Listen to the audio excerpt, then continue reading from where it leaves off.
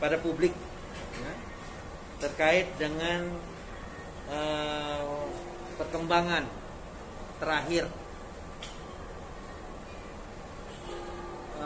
mengenai konflik perihal gedung DPD Golkar.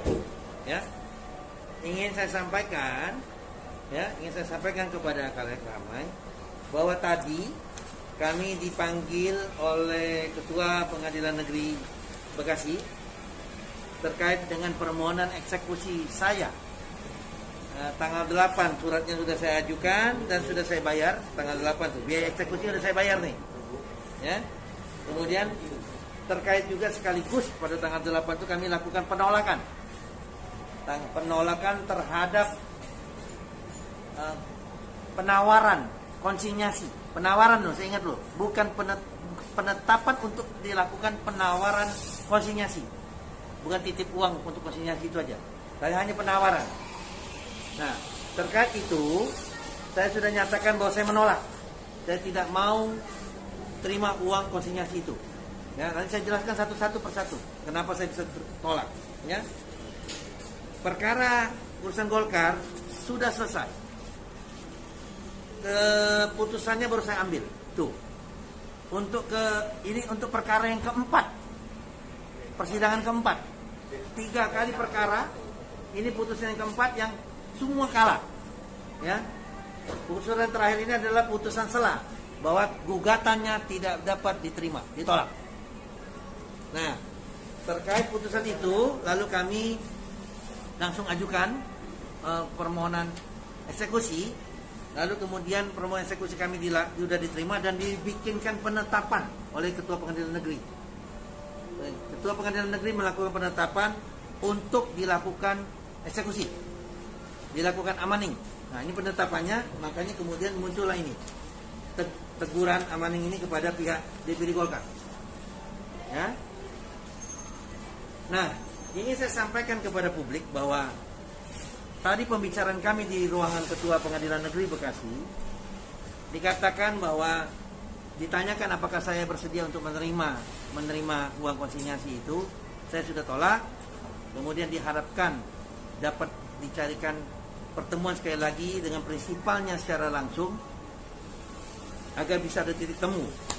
Mengingat dahulu 1 tahun yang lalu, ya, tepatnya tanggal 16 Maret 2020, saya mendapatkan permohonan audiensi dan silaturahmi, ya, dari pihak DPD Golkar Kota Bekasi dan Kabupaten yang sudah menunjuk tim surat tugas kepada ketua tim aset, dibentuk tim aset, lalu mereka melakukan pertemuan yang sudah tanda-tanda itu, semua tuh pejabat-pejabat Kota Bekasi, yang pada intinya dalam pertemuan tersebut saya itu ditawari untuk dapat supaya bisa menerima uang pengganti, ya, uang damai sebesar 15M. Yang pada saat itu juga sudah saya tolak 15M itu karena saya menuntut 25M pada tahun 2019 awal kemarin. Nah, dan tidak mungkin, tidak masuk akal kalau konsinyasi uang di Pengadilan Negeri Bekasi lalu kemudian hanya dititipkan sesuai dengan putusan. Orang dulu mereka yang menantang kok, ya kan? Kalau saya tidak membayar, ya, mereka kenakan denda 1%. Saya tadi bicarakan juga sama Pak Ketua PN, Pak Ketua Pengadilan. Kalau seandainya itu terjadi pada diri saya yang tidak komit, berarti kan saya akan membayar 1%. Saya yakin kalau mereka tidak pernah akan mundur. Oleh karena itu, Pak, kepada Bapak dan Ibu supaya tahu bahwa perkara ini secara perdata kami sudah menangkan semua. Dan saya ingatkan kembali, secara perdata kami sudah menangkan. Dan mau tidak mau, ya, saudara Ketua DPD Golkar Bekasi ataupun pengurusnya harus bertanggung jawab dan melaksanakan putusan pengadilan nomor 41 seperti tadi yang dikatakan oleh Pak Ketua Pengadilan langsung di depan saudara pengacaranya, Bapak Ar-Rasyid. Bapak Ketua Pengadilan mengatakan bahwa penawaran karena konsinyasinya tidak berhasil, maka berarti konsinyasi sudah ditolak oleh Pak Andi, maka berarti konsinyasi tidak bisa dilaksanakan. Saya ulangin, statement dari Pak Ketua Pengadilan Negeri Bekasi yang dicatat oleh Ketua Panitera Muda dan juga kemudian Jurusita dan kami semua, bahwa karena konsinyasi ini tidak bisa diselesaikan, tidak bisa dibayar, tidak bisa diterima oleh Pak Andi, oleh karena itu tidak bisa dilanjutkan.